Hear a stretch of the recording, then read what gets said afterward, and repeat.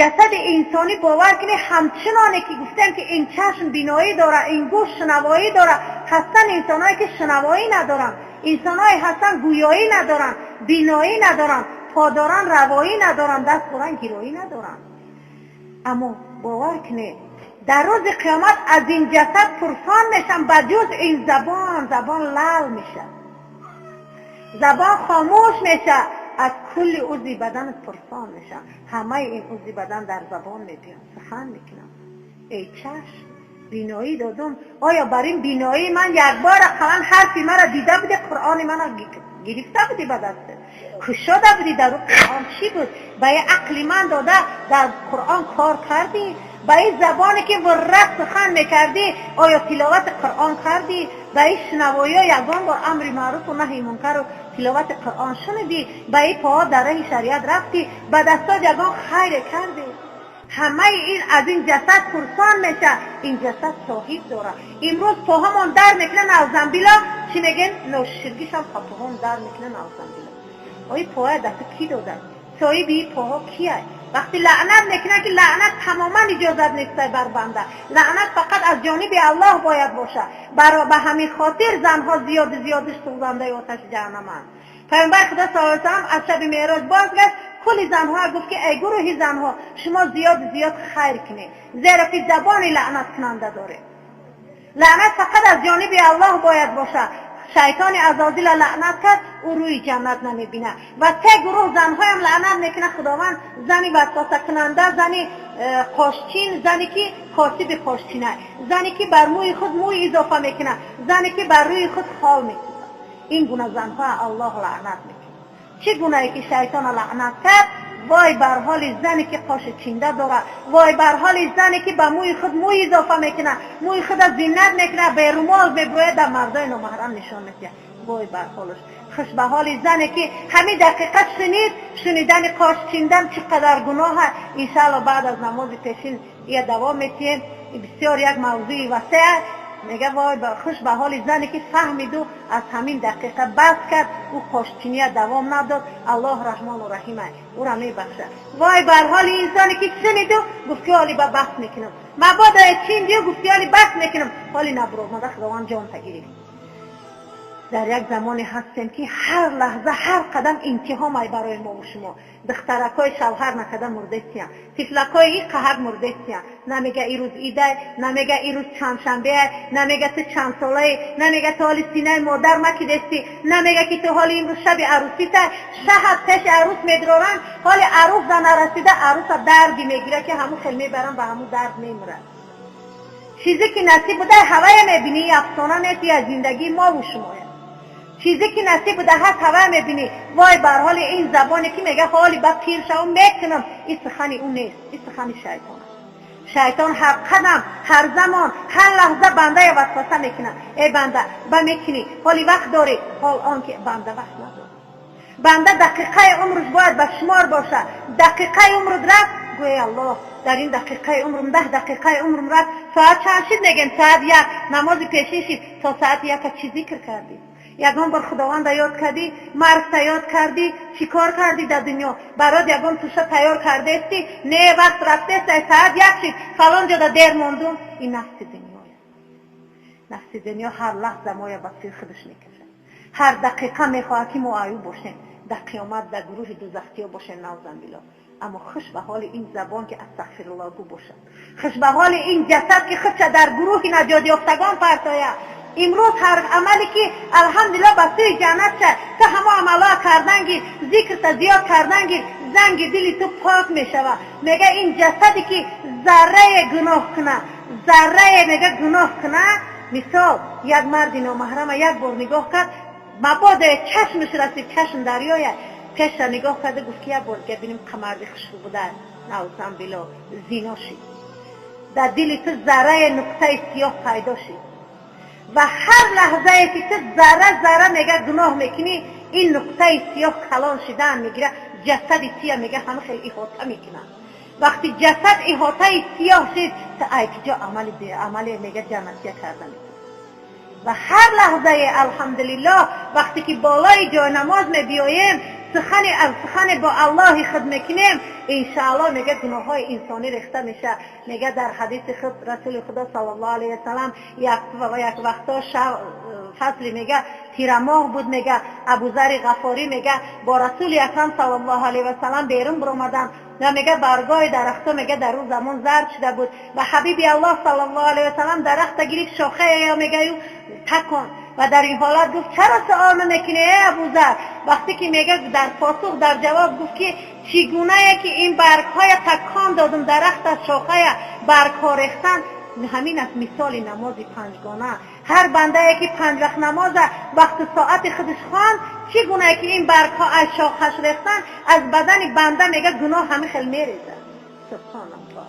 این نماز بسیار یک نعمت بزرگ است. بهترین نعمتی که الله به ما و شما داد. الله میدانست که شیطان وسوسه اجازه داد این بنده در وسوسه شیطان داده شده میشه، به خاطر این باز نماز داد که انسان به خواندن نماز انشاءالله که گناهاش میریزه. الله مهربانه الحمدلله. این نمازهایی که میگه هی خمسون و هی خمسونه، این نمازهایی که میگه شما میخونه به اعتبار خواندن 5 وقته میگه به اعتبار پاداش الله میگه در پاداش ما در 50 وقت نماز مینویسن. اگر نمازی که با خشوع و با خضوع باشه، سر به سجده روی و سبحان ربی الاعلی یکش در ره باشه، دیمش در زمین، سیمش با در برداشتن سر، این گونه نماز نزد الله قدر قیمت نداره. نمازی که در رکوع میره ای رکوع بالا نشده در سجده میره، این نماز خشوع و خضوع نداره. نمازی که بالای جای نمازی و فکر در دیگر جای، کسی میبیا به اشارت او را بیا میگی، کسی به اشارت بشین میگی، چیزی که در فکرت کیم چه، اون نماز نزد الله یگان قدر قیمت نداره. الله منتظر محتاج نمازی ما و شما نیست. ما این نماز از ترس دوزخ میخونیم که الله ما را نگهبان شد و الحمدلله الله به این نماز ما را داخل بهشت نمیکنه. الله نظر به رفتار ما نمیکنه، نظر به پاکی ما میکنه. الحمدلله. انشاءالله که نماز خشوع و خضوع داشته باشه الله مهربانه. انشاءالله وقتی که خشوع و خضوع خواندیم این نماز برهان میشه، نور میشه، در روز قیامت دستگیری ما و شما میشه. وقتی نمازی که خشوع و خضوع نداره، یعنی که خشوع و خضوع آرامانه نباشه، به آرامیش دل نباشه، در سجده و در رکوع ما آرام نباشیم، در حالت خواندن سوره به درستی تلاوت نکنیم، به آرامی تلاوت نکنیم، این نمازها خشوع و خضوع نداشته باشه، میگه این نمازها به مانند لطفاره میشه، جیدن و میگه کله پیچ کرده برای انسانی زده میشه نعوذ بالله. یا اینکه جایی ده میشینیم، به وضو، یا که جای میرویم انسان مسلمان باید همیشه پای به طهارت باشه. او باید لباس بینماز نداشته باشه.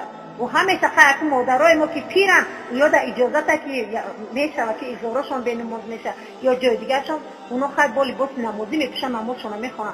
اما ما یوش ما برای چی لباس بینماز داریم؟ خواه در خانه باشه، خواه در دیگر جا. بسیار معرکه در میشنیم خیلی خواهران نمازاتان خونه فستانن، بهترین متریال در تنشونه، میگه بینمازه. شرم داره زن مسلمان. پاکی از اسلام است. چگونه او پاک لباس فستانیش پوشیده میتونه او را پاک کرده نمیتونه؟ چگونه او لباس زیباترین در بدن میپوشه او پاک نیست، نماز نمیخونه؟ یه بار انسان خودش فکر کنه. بهترین نعمت خواندن نماز است. شخصی که نماز نمیخونه او با نجاست برابر است. این گپ ما نیست. یه بار خودتان فکر کنه ایزار در پیشاو درستید، نجاست درستید، یا طفل در همونجا پیشاو کرده درستید، میگه که چی شید؟ به نماز شید. همین گپی خودی بنده میگه به نماز شید. انا تو فکر کنه همون به نماز برابر در همون پیشاو است. انسانی نماز نمیخونه و برابر با نجاست است. در دنیا بدبختترین انسان به نماز است. فرق در میان حدیث میگه، فرق در میان مفهوم حدیث در میان مرد مؤمن و کافر و مشرک چیست؟ میگه به حبیب الله محمد مصطفی صلی الله علیه و سلم در پاسخ نمیگه که عرب و تاجیک و روس و امریکانس، نمیگه، میگه خواندن نماز در وقتش. هر شخص، هر بنده که 5 وقت نماز وقت و ساعتی او میخونه، اگر او روس هم باشه الحمدلله او مسلمان. فرق در زبان نیست. این زبان هر ملت سخن میکنه، اما هر بنده که ایمان داره، خدا به یگانگی میشناسه، حبیب الله به رسول خدا میشناسه، الحمدلله 5 وقت نماز وقت ساعت خود میخونه، او مسلمانه. اما وای بر حال انسانی که خود مسلمان هم میگه او اما نماز نمیخونه، بین امروز میبیا این معرکه ده میخزه دیگرها قد نماز میخونه خونت میره با نماز و قضایی. این گناه انسان مشرک است. میگه گناهی مشرک ای کافر زیاده. کافر با کافر بودن خودش تصدیق میکنه در روز قیامت. وای بر حال مشرکی میگه بین مسلمانا ده من مسلمانم، بین بینمازا میرم میشینه میگه با میرم خونه ده میخونم. میگه هر بنده یکی یک نماز بدون عذر نداره، شیشتی میگه لباسون بینمازه او عذر نمیشه. در زن عذر در 3 وقت میشه. یکی در حالت اپیرات صدتگی نرکوز خواه، دیگر در حالت مدهوشی دیونه، سومین در حالت عذر حیض. 3 حالت عذر میشه زن در تموم. تولد حالتی که فرزند آمدن است. اگر حالتی که تولد کردستی وقتی نمازی بامداد حالی کودک 10 دقیقه بعد حالی که وای میشه تولد میشه، همون نمازی بامداد ایت قضا میشه. هوا در روز قیامت پرسان میشن. حالتی که سر طفل میتوه انا همون حالت عذر میشه برای زن تموم. حالی که طفل دورتر میشه و که تو همون نماز خوانی و بعد طفل تولد میشه، همون نماز پرسان میشن در این قیامت. انا بجز همین 3-4 عمل دیگر حالت هایی که میگی من بیمارم و میگه که نماز در حضر، در خضر، در بیماری، در جوانی، در پیری یگان چیده معوف نمیشه. یگان حالت بهانه نمیشه که من عذر دارم. که امروز پاچه در میکنه 6 خون، سال آنکه خواندن نماز راستا فرض است. پاچه در میکنه 6 خون، بیماری خسته نمیتونی خیلی خون. وقتی که تماما در بستری و اشاره خون. در سفری با خداوند قصر نماز بستایتا قصر بایکن کوتاه کرده خونشه، اما ای نماز دور نشد. با اللهی که به تو دنیای آرام داد، اللهی که به تو نفسی بیکل داد، هر دقیقه میلیاردها بار نفس میکشی، ایت کسی سون نمیگیره. این روز بیمار میشی 10 دقیقه نیم ساعت پیرات ساعت میگذاره $1 میگیرن با دست نرکس میکنن، نفس سنئی میکنن. $1 قطعی. الله قدر مهربانه، این قدر نفس ها میکشیم هیچ کی ما پول نمیگیره.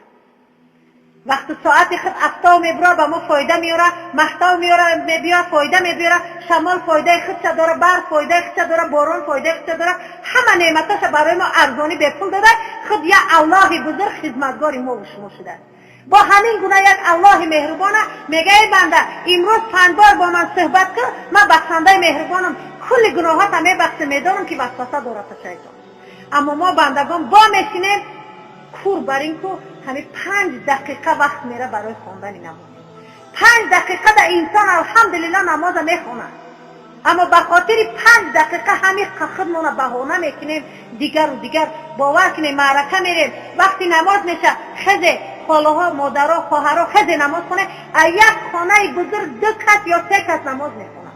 به نزدیکی مهمان شدیم همون جای بودیونی کمپیرای پیرم باور میکنه، کمپیرای پیر انم خاله همون برای کمپیرا 6 بیان خزه نماز کنه میگه لباس من به نماز است. در یک خانه مهمان شدیم کتیزه در هر یک همون ایتاژش عدل نوای توالت های وانای خست حولی نمیبروی ای خاله این ها ایجا در وانای خست آرد که ای بچه مول میرم میخونم. فکر کنه انسان سین سال رفته است تو نزدیک شدهستی توشه ای راه چیه؟ آسه این همی خاندان آمدی دست خالی نامدی ها؟ حتما دست ده باید یکی باشه شرم میکنی دست خالی دوی. اگر مبادا دست خالی آمدی گرچند شرم کده میدوی حتما با زبانت بخشش میپرسی خواهر جان میبخشی کیم چی همه خیلی بهونه شدو نتونستون دست خالی آمدن. وای بر حال در روز قیامت توشه نداری چی میبری دبر؟ چی میبره انسان؟ این نعمت بهترین نعمت این نماز خواندن بهترین. اگر ما درباره نماز سالها حالی فقط ساعت سالها گپ زنیم او آخر نداره. این نعمتی هست که الله به بندش بهترین داده الحمدلله. الهی آمین دعا میکنیم پروردگار متعال به وقت نماز که ما را رساندی الله رب العزت ستن نماز خواندن با تو هم صحبت شدن به همه این خواهران و مادران نصیب و روزی بگردان. پروردگار شنیده هایی که ما از جانب خودت این سخنایی که به زبان ما آمد شنیدیم پروردگار عمل کردن بر همه ما نصیب و روزی بگردان. الله رب العزت صاحبان این خاندان به هر نیتی که این دسترخوان آماده ساختن خیرهاشون از قبول بساز، مراداشون حاصل بکن. پروردگار فرزنداشون همیشه تلاوت کننده قرآن و در عقلشون فهمایش قرآن نصیب و روزی بگردان. در جسدشون پاهاشون در رفتن شریعت، دستشون در خیر و سخاوت چشماشان در بینایی حرف قرآن، زبانشان در خواندن حرف قرآن، گوشهاشان در شنیدن صدای قرآن نصیب و روزی بگردان. الله رب العزت دعا میکنیم همیشه در راه صراط المستقیم قدم زدنشان نصیب و روزی بگردان. دنیا و آخرت براشان آباد بساز. گذشتگانشان رحمت و مغفرت بکن و بازماندگانشان گفتیم همیشه در راه صراط المستقیم هدایت کن. جمعی گذشتگان این منزل، این مکان، جمعی گذشتگان شیشتگان این خاندان، جمعی گذشتگان این محله و جمعی گذشتگان همه ما پروردگار رحمت و مغفرت کن. بازماندگان ما یا الله رب العزت عاجزانه دعا میکنیم، خصوصا فرزندای ما را که ما زنیم، مادریم، عاجزیم. الله ما را در تربیت فرزند تنها مگذار. پروردگار فرزندهای ما را اول فرمان بردار خودت، بعدا فرمان بردار قرآن و فرمان بردار پدر و مادرشان بگردان. الله رب العزت دعا میکنیم ما را پروردگار ایمان در قلبمون جا کن، زبانمون ذکر کننده بگردان و با ایمان در دنیا گشتن و با ایمان رحلت آخرت کردن، با ایمان سر از خاک برداشتن در روز قیامت زیر لوای لا اله الا الله پروردگار بر ما هم جای عطا بگردان و ما را در روز قیامت همین گروه باز هم با هم با خوردن در جنت الفردوس نصیب و روزی بگردان و با ازواج متحرک ما را همسایه بگردان و هم صحبت بگردان و از دیداری بچون چرای خود مشرف بساز و از شفاعت حبیب به نصیب مگردان. الها دل ما تسلیم خود کن، همه فردی جهان مسلم خود کن. صراط المستقیم را راه ما کن، کتاب قرآن را حاکم ما کن. الها صاحب این خانه را امانش ده، برکت حیضر در مکانش ده. ما ندانیم در دل او چیست، هر چی میخواهد همانش ده. اگر میل او بود سوی بهشت جاودانش ده. مصطفی که شفاعت بخش ماست، حوض کوثر بر کل امتانش ده. ربنا آتنا فی دنیا حسنة و فی الاخرة حسنة و قنا عذاب النار، عذاب قبر القیامة. اللهم صل علی محمد النبی الأمی و علی آله و سلم تسلیما.